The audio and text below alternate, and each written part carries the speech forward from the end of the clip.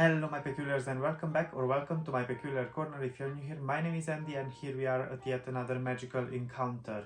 I hope you're doing well and I hope autumn is reaching you as well as much as it's reached me.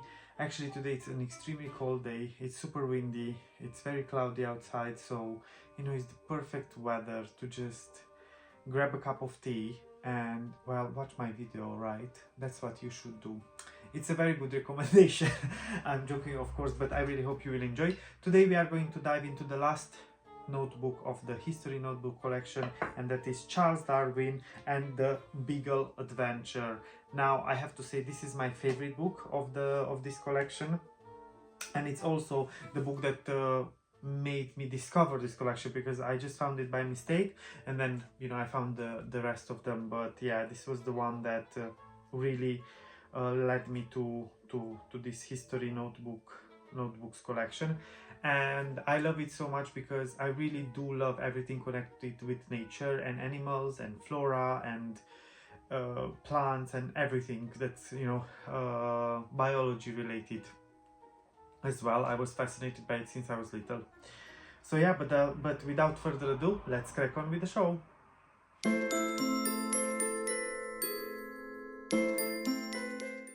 Here I am back from the Peculiar Library with the beautiful copy of Charles Darwin and the Beagle Adventure. You can see that the cover is already fascinating with a lot of illustrations. Here it says, being an account of the voyage of the Beagle 1831-1836. Here we have the spine. The book was released by Templar Publishing. You know that they are publishing all these rare books.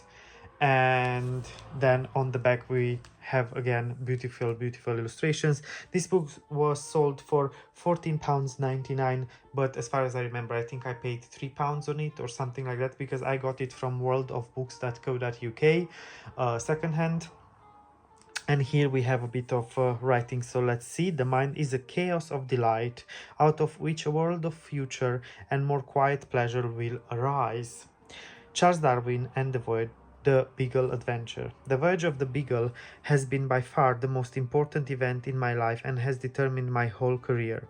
I have always felt that I owe to the voyage the first real training or education of my mind. I was led to attend closely to several branches of natural history, and thus my powers of observation were improved. Darwin's diary records this most significant of journeys, the plants, animals, and people he encountered, offering a personal and scientific account of the experiences that shaped and sharpened his mind. With extracts from his diary and later works, join Charles Darwin and the Beagle Adventure to witness an eye-opening exploration of our globe and uncover the path that led to the cornerstone of natural history, the theory of evolution.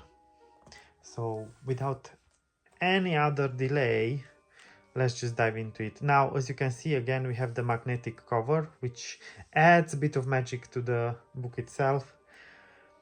And here we start straight away. We have all this kind of like excerpts and letters and stuff like this. And if you give me 1 second, I'm gonna close the window because obviously you can hear the cars now, so I don't want you to hear the cars, anyway, back to this. So yeah, from the first pages we have,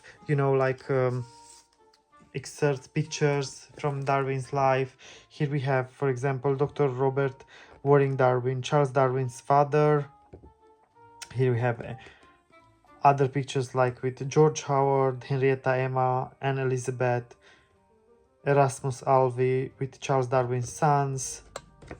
And here we have Darwin Wedgwood family tree. Now, of course, you can pause and read it. And here we have also the legend, like we have what is marriage and intermarriage. Again, very nicely done and a lot of attention to the smallest details. Here we have a nice illustration of Mus darwini, mammalia. And here we have Fuegians. Just as he did with animal species and geological samples, Darwin made close observation of the people he encountered in his journey. And here we have another illustration. Then here we have 1809 to 1831 introduction, Darwin's early life. And here we have Erasmus Darwin, which is his father. Then more details about John Henslow and Adam Sedgwick. If you want to pause.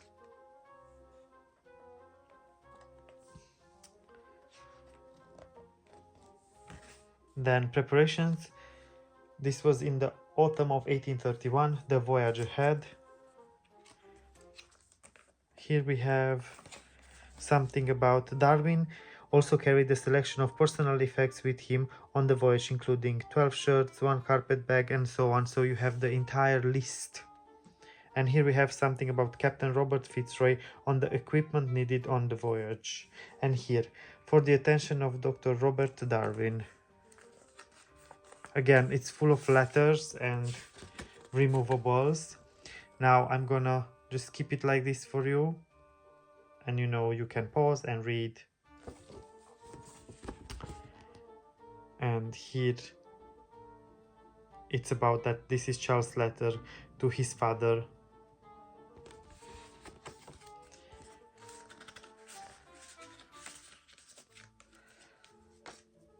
And obviously we are gonna have a map, because why not? Here it says general chart showing the principal tracks of HMS Beagle from 1831 to 1836.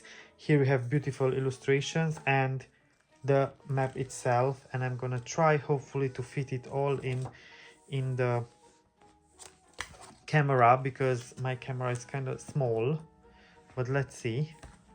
We can make it happen. So yeah, you can see here we have the voyage, you know, the lines, and here again it says general chart showing the principal tracks of the HMS Beagle. Again, I mean, I would see this map honestly printed and on my wall, because it's, you know, it's so nice. And it's historical, so it's real facts, but it's also so magical. Then here we have the warship to survey vessel. So it used to be a warship. Here we have something about navigation, the persons that were on board of the ship, and illustrations. And here we have how it was built, and the HMS Beagle was built at Woolwich in London. Then here we have December 31 to February 1832, voyage to Brazil, the passage to South America.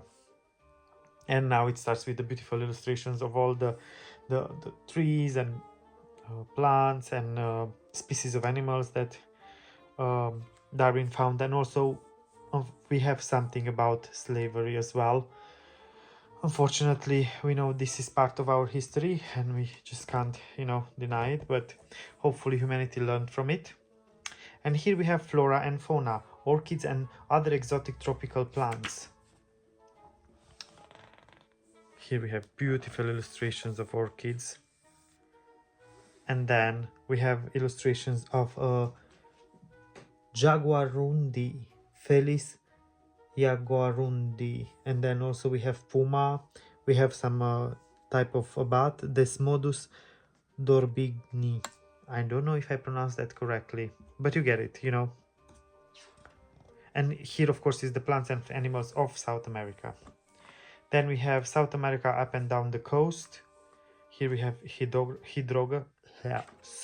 hydrography, ocean surveying, beautiful illustrations of some penguins, a dolphin, a story in stone, unearthing giants. Here we have Megatherium, plate from Squelette Trouvé au Paraguay, skeleton found in Paraguay, Georges Cuvier, 1796. Here we have Darwin and the Bible.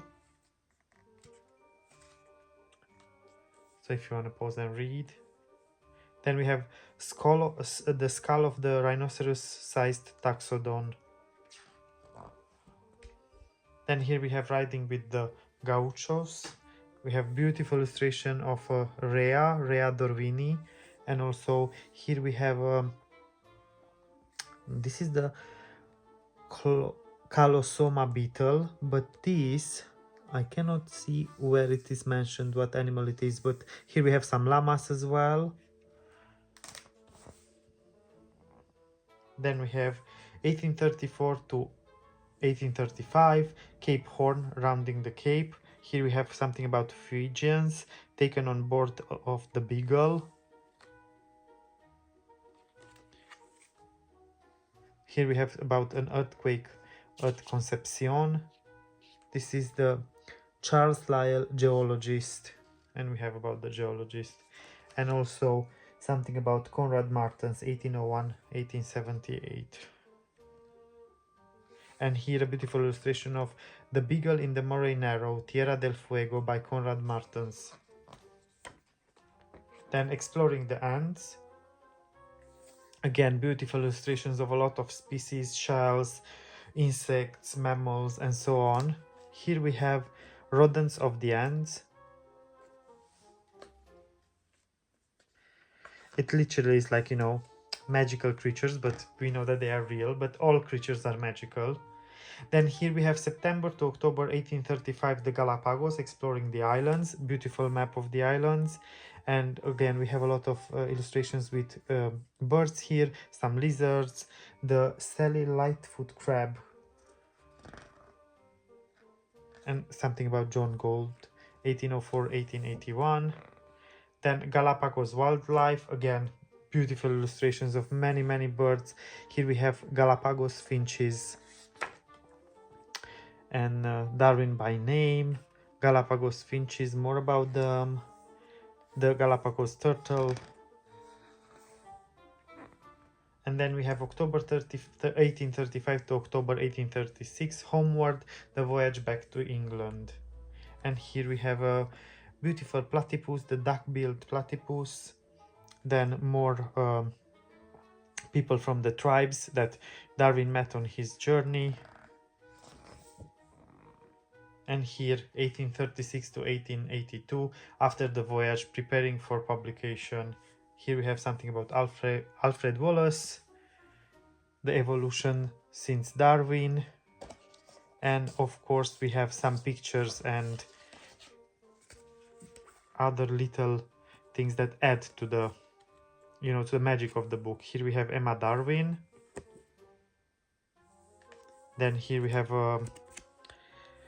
toenails from a giant ground sloth. Then Darwin's class card from Edinburgh University. Here we have a gaucho from South America. Then here we have the greenhouse in which Charles Darwin's experiments and observations were made. Beautiful. I have to say it looks a bit like a herbology class, right? Like the greenhouses. And then here we have an illustration of Charles Darwin's study at Down House in Kent. And here we have Darwin's theory of evolution. And again, you can just pause and read.